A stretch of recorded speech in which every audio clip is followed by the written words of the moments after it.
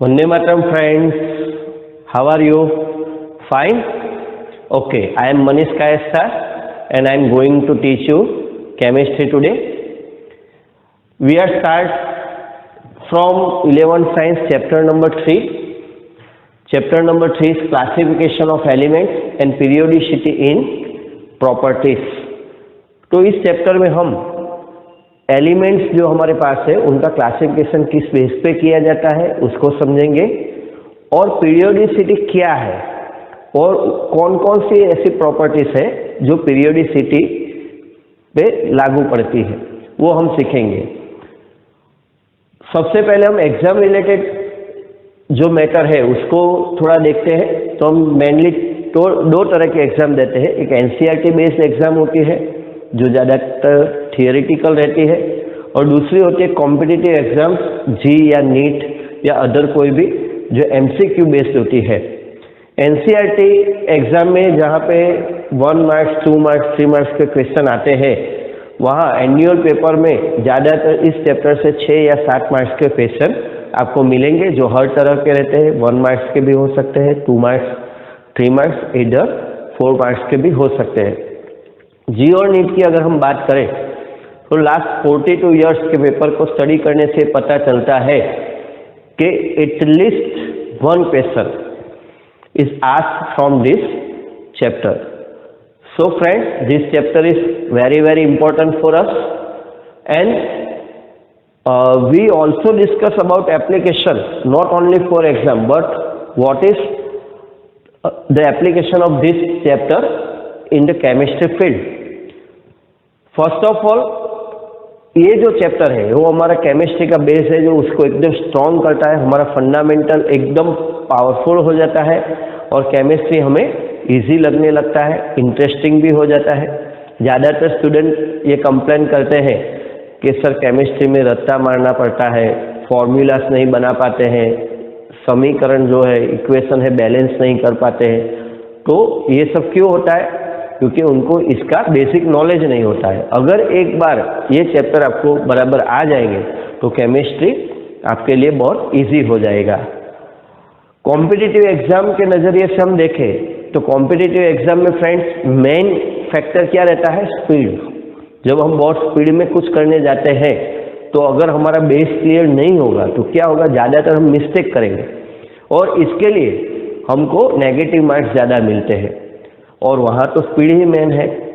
तो अगर इस चैप्टर को आप बराबर समझ लेंगे, बराबर से अपने अंदर उतार लेंगे तो कितनी भी स्पीड में आप क्यों क्वेश्चन न पढ़ो लेकिन आपको बराबर वो समझ में आएगा और आपका टाइम वेस्ट नहीं होगा। तो फ्रेंड्स, अब हम इस चैप्टर के थियोरेटिकल मेथड्स को डिस्कस करते हैं। तो सबसे पहला क्वेश्चन हमारे माइंड में ये आएगा कि why do we need to classify elements? क्या जरूरत है क्लासिफिकेशन करने की? तो थोड़े डेटा को स्टडी करेंगे तो हमको पता चलेगा कि in 1800 there were only 31 elements were known, but in 1865 the number is reached to 63। Today we know 114 elements. तो तब 1865 के आजू बाजू सब साइंटिस्ट को लगा कि ये नंबर अगर ऐसे बढ़ते रहे और एलिमेंट्स नए नए आते रहेंगे तो केमिस्ट्री जो है उसका जो स्टडी है वो डिफिकल्ट हो जाएगा और स्टूडेंट या और लोग उसको आसानी से समझ नहीं पाएंगे। तो उसका जो स्टडी लर्निंग है उसको ईजी करने के लिए उन्होंने क्लासिफिकेशन के बारे में सोचा। अब हम देखेंगे जेनेसिस ऑफ पीरियोडिक क्लासिफिकेशन। मतलब आज का हम जो मॉडर्न पीरियोडिक टेबल देखते हैं फ्रेंड्स वो धीरे धीरे कैसे ग्रेजुअली हम यहाँ तक पहुंचे, कौन कौन से साइंटिस्ट हैं जिन्होंने यहाँ तक हमको पहुंचाया और आज का जो मॉडर्न पीरियोडिक टेबल है वहाँ हमको लाया। तो सबसे पहले इसमें नाम आता है जॉन डॉगलेंडर। वही पहले साइंटिस्ट है जिन्होंने क्लासिफिकेशन के बारे में अच्छी तरीके से सोचा और उनका क्लासिफिकेशन आज भी याद किया जाता है। On the basis of similarity in physical and chemical properties they made similar group of 3 elements. उन्होंने उस उस टाइम पे जितने भी एलिमेंट्स थे उनकी भौतिक और रासायनिक जो गुणधर्म है उनकी समानता के आधार पर एलिमेंट्स को तीन के ग्रुप में बांट दिया था, जिनको हम ट्राइड्स बोलते हैं। उसको डोमिनेंट ट्राइड्स के नाम से जाना जाता है। What is the dominant triads? On the basis of similarity in physical and chemical properties, several groups of three elements are shown in Dobereiner table. Okay, let's study example: lithium, sodium, and potassium. These three metals are very soft and highly reactive metals. Soft means इन तीनों metal को हम चाकू से आराम से cut कर सकते हैं, ऐसी मेटल होती है, और ये बहुत ही जल्दी प्रतिक्रिया देती है। सोडियम के बारे में आपने सुना ही होगा। सोडियम को पानी में डालने से क्या होता है?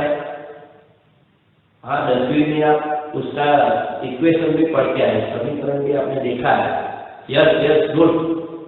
सोडियम को हम पानी में डालेंगे तो NaOH और H2 बनता है। ये तो होता ही है फ्रेंड्स, लेकिन और क्या होता है? जैसे ही पानी में सोडियम गया, बूम, ब्लास्ट होता है। बहुत संभलना पड़ता है फ्रेंड्स। क्यों? क्योंकि वो हाईली रिएक्टिव होता है, इस वजह से ये होता है। Warning, warning, warning, extreme danger, clear the area. As our cesium sinks in the water, the rapid generation of hydrogen gas should produce quite an explosion.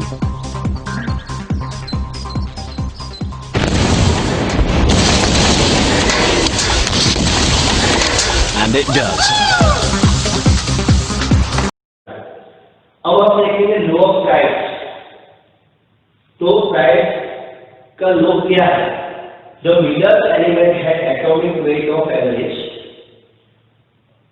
Atomic weight of other two element, मतलब जो बीच वाला element है उसका परमाणु भार बाकी के जो एलिमेंट है उसका औसत परमाणु भार के बराबर होगा, एटॉमिक वेट के बराबर होगा। एक एग्जांपल लेते हैं जिससे आपको ज्यादा समझ में आएगा। लिथियम का एटॉमिक वेट है 7, सोडियम का एटॉमिक वेट है 23, पोटेशियम का एटॉमिक वेट है 39। अगर इस फॉर्म यहाँ पे अप्लाई करेंगे तो 7 + 39 का औसत निकालते हैं तो हमको मिलता है 26। तो 23 इसका एटॉमिक वेट है स्टूडेंट, प्लस ये सोडियम का एटॉमिक वेट है। अगर ये जो हमने सब स्टडी किया है उसको हमें जी और डी जैसे एग्जाम में अप्लाई करना है, तो जी और डी जैसे एग्जाम में हमने अभी देखा क्या नहीं है स्पीड, तो हमको फॉर्मूला डेवलप करना पड़ेगा। तो इसका हम फॉर्मूला बनाते हैं। Suppose we have 3 elements x, y and z and we arrange them into atomic weight increasing order mx less than my less than mz। अगर ऐसा है तो atomic weight of y is equal to atomic weight of x plus atomic weight of z divide by 2। इसको हम यहाँ compare करके भी देख सकते हैं x, y और z के साथ। तो जो आंसर आएगा वो हमें इस फॉर्मूला से भी मिल सकता है। ओके फ्रेंड्स, तो हम इसका एक एग्जांपल देखते हैं जो आपकी प्रैक्टिस के लिए। Suppose we have x, y, z on their atomic weight are in increasing order. If mx atomic weight is 20 and y is equal to 40, then you have to find out what is the atomic weight of mz।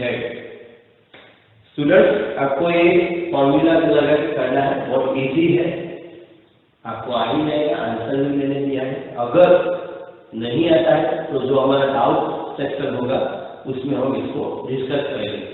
Okay,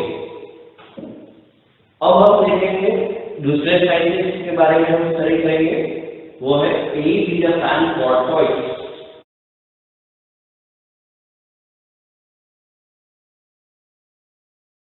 student, the name is so much kind for toys, but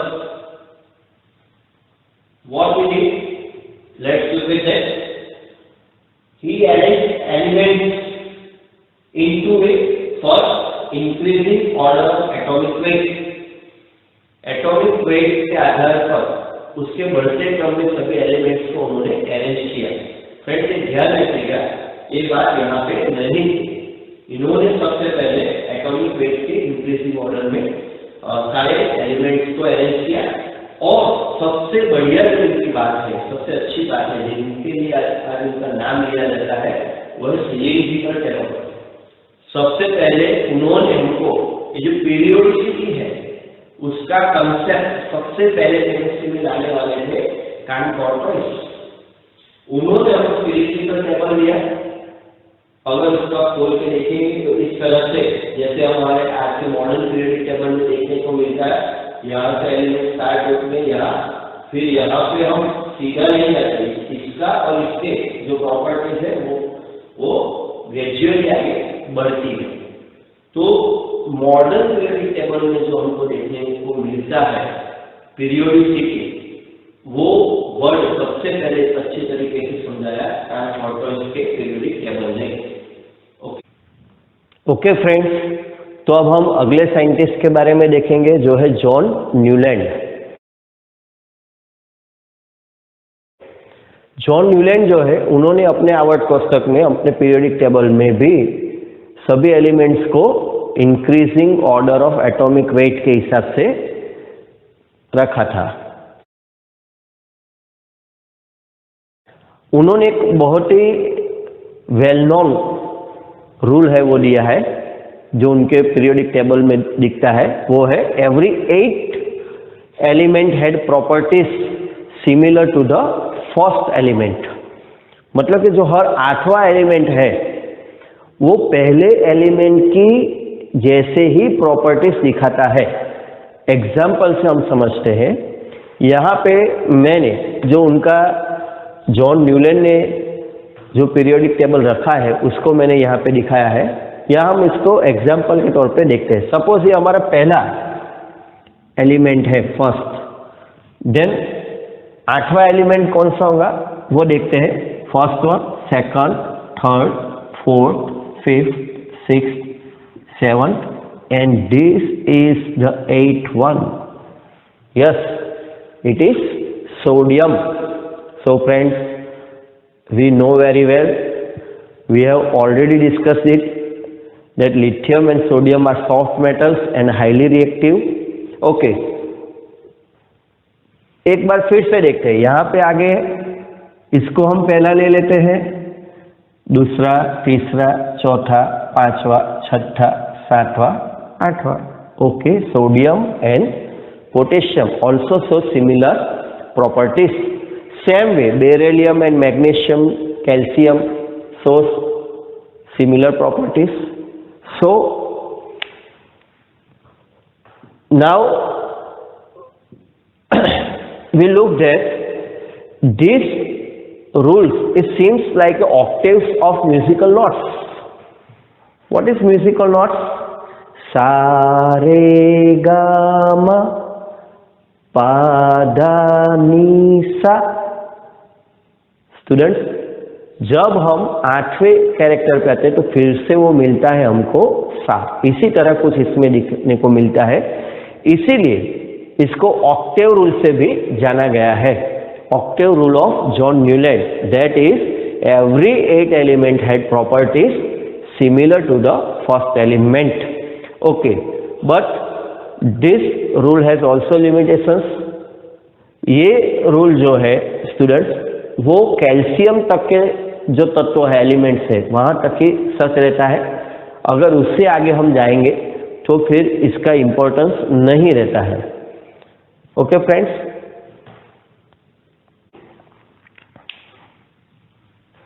okay friends, then now we look at other two scientist, Dmitri Mendeleev and Lothar Meyer periodic table.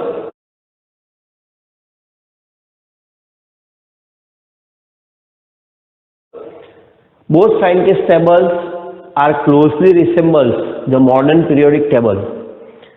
Friends, आपको ये जानकर आश्चर्यचकित होंगे कि इन दोनों scientist ने जो periodic table बनाए थे बिल्कुल सिमिलर है। वो आज के पीरियोडिक टेबल से बहुत ही मैच करते हैं, एक दूसरे के पीरियोडिक टेबल से भी ज़्यादा मैच करते हैं। लेकिन हम जानते हैं कि मॉडर्न पीरियोडिक टेबल के साथ डिमिट्री मेंडेलीव का नाम ज़्यादा जुड़ा हुआ है लोथर मेयर से। ऐसा क्यों होता है, क्यों हुआ, वो हम देखेंगे अभी। सबसे पहले हम बात करते हैं लोथर मेयर का जो पीरियोडिक टेबल है उसमें क्या था। तो first he arrange the elements in increasing order of the atomic weight. उन्होंने भी सारे एलिमेंट्स को एटॉमिक वेट के इंक्रीजिंग ऑर्डर में बिठाया था। Second one is depends on the similarities in physical properties. उन्होंने जिन जिन एलिमेंट्स की फिजिकल प्रॉपर्टीज सिमिलर थी उनको एक ग्रुप में रखा, मतलब कि ग्रुप्स उनके बनाए। उन्होंने फिजिकल प्रॉपर्टीज पर ज़्यादा जोर दिया, जैसे कि boiling point, melting point, atomic volume versus atomic weight का उन्होंने स्टडी किया और उसके मुजब उन्होंने अपना पीरियोडिक टेबल दिया।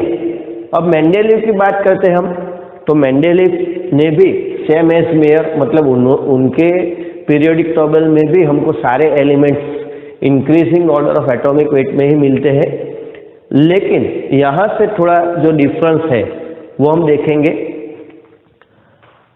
मेंडेलीव जो है उन्होंने both physical and chemical properties means भौतिक गुणधर्म और रासायनिक गुणधर्म दोनों में समानताओं को महत्व दिया।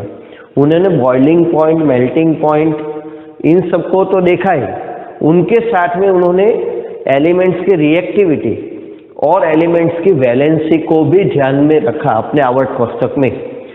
ये बात है जो यहाँ से अलग होती है। और कुछ स्पेशलिटीज है मेंडेलीव के पीरियोडिक टेबल की, वो हम डिस्कस करेंगे। इससे आपको भी पता लग जाएगा कि क्यों मेंडेलीव का नाम ज़्यादा फेमस है। Okay, then specialities of Mendeleev periodic table. Friends, यहाँ शॉर्ट में लिखा है Mendeleev periodic table. First one is more important to similarities in properties rather than atomic weight. जो मेंडेलीव है वो मानते थे कि एटॉमिक वेट का इंक्रीजिंग ऑर्डर तो लेना ही है, लेकिन उससे ज़्यादा जो सिमिलरिटीज इन प्रॉपर्टीज है वो उस पर ज़्यादा जोर देना है, और उन्होंने यही किया। देखते हैं हम उसके एक दो एग्जाम्पल जिससे हमको भी पता चलेगा कि वो क्या कहना चाहते हैं। तो आयोडीन एंड टेल्यूरियम, हम ये दो एलिमेंट के बारे में अभी बात करेंगे। आयोडीन का एटॉमिक वेट है 126.9 एंड टेल्यूरियम का है 127.6। फ्रेंड्स, अगर एटॉमिक वेट के तौर पर हम देखेंगे on according to atomic weight हम इसको टेबल में रखेंगे तो आयोडीन छठे ग्रुप में जाएगा और टेल्यूरियम सातवें ग्रुप में जाएगा। लेकिन अगर हम इसके केमिकल प्रॉपर्टीज को देखेंगे, इसकी सिमिलरिटी को देखेंगे, तो आयोडीन की जो प्रॉपर्टीज है फ्लोरीन, क्लोरीन, ब्रोमीन के साथ मैच करते हैं, जो कि सातवें एलिमेंट में, सातवें ग्रुप में है। और टेल्यूरियम जो है उसकी प्रॉपर्टीज जो सिक्स्थ ग्रुप में जो एलिमेंट्स है उसके साथ मैच करती है। तो यही मेंडेलीव ने अपना असली काम दिखाया। उन्होंने आयोडीन को सातवें ग्रुप में ही रखा और टेल्यूरियम को छठे ग्रुप में रखा। उन्होंने यहाँ ऐसा एटॉमिक वेट के आधार पर उनको नहीं बिठाया, जबकि मेयर जो है उन्होंने एटॉमिक वेट पे ही ज़्यादा जोर दिया, तो वहाँ ये मेयर गलत हो गए। दूसरा एक एग्जाम्पल लेते हैं, potassium 39, argon 40। Same way atomic weight के तौर पे हम सोचेंगे तो पोटेशियम 8 ग्रुप में आएगा, आर्गॉन फर्स्ट ग्रुप में आता है।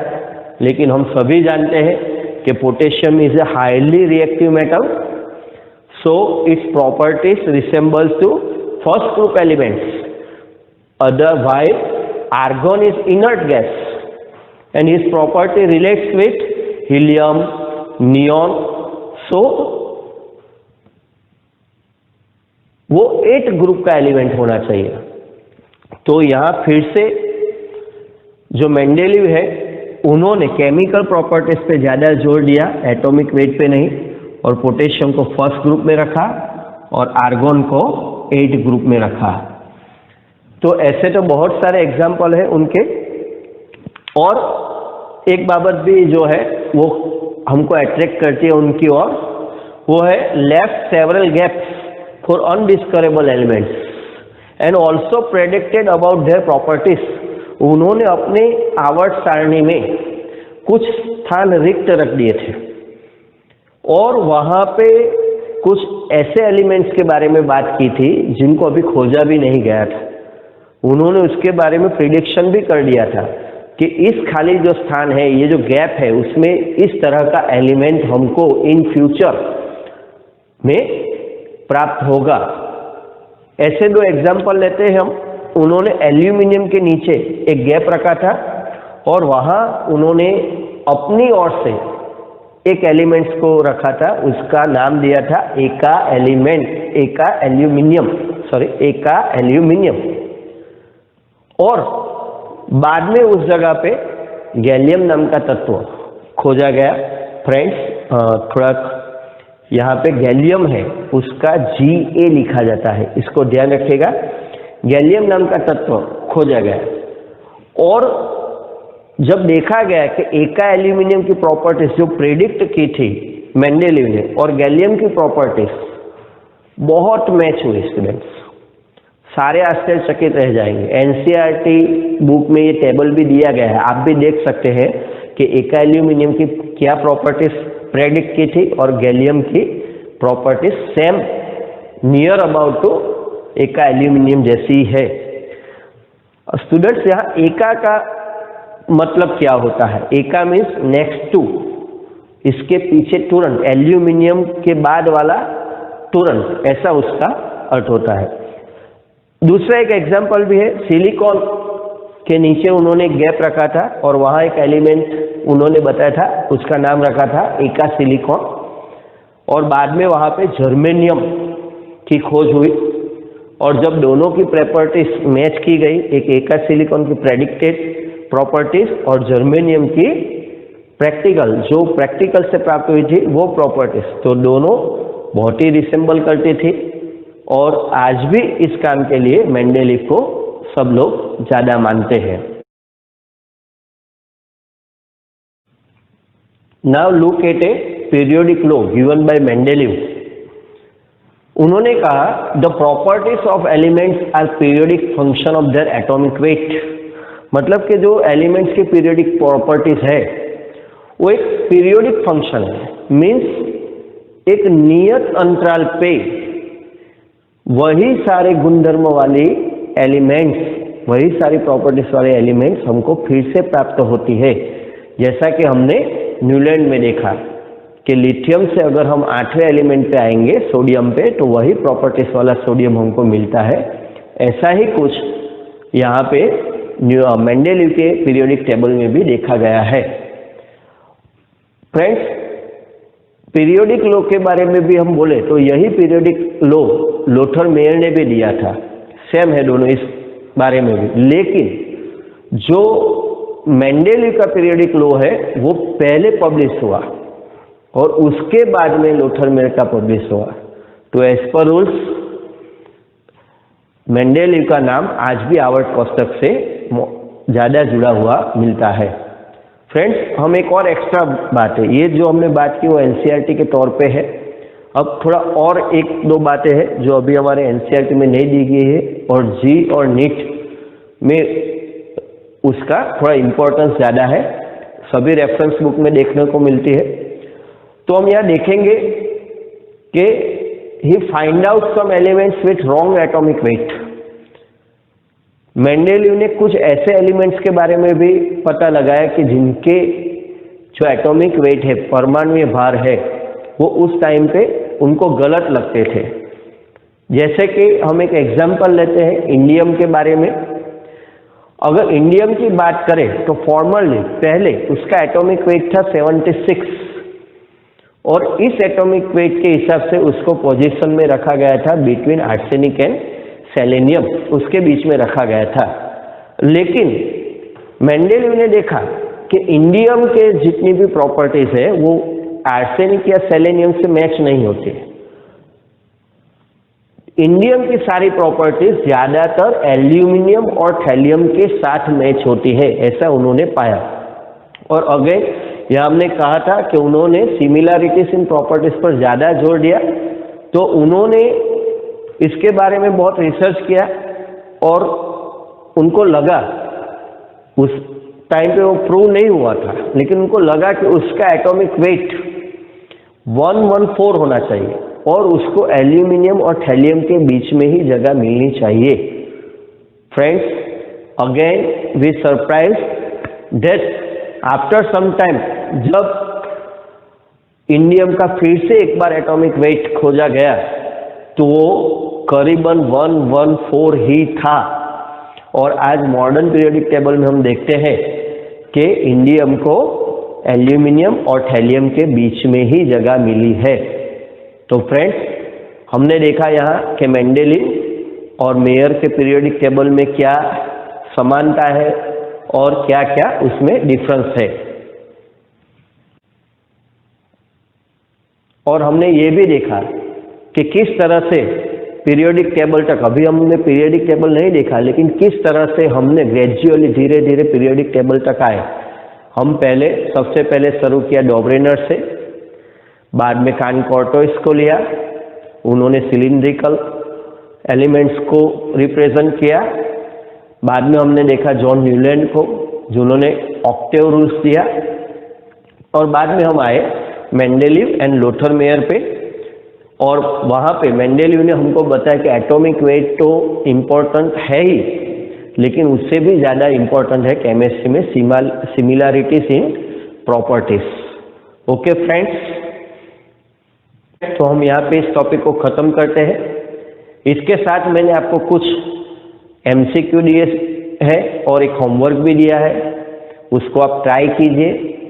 अगर उसमें कुछ आपको नहीं आता है, नहीं समझ में आता है, तो जब हमारा डाउट सेशन होगा तब आप ज़रूर पूछेगा। Okay, bye friends.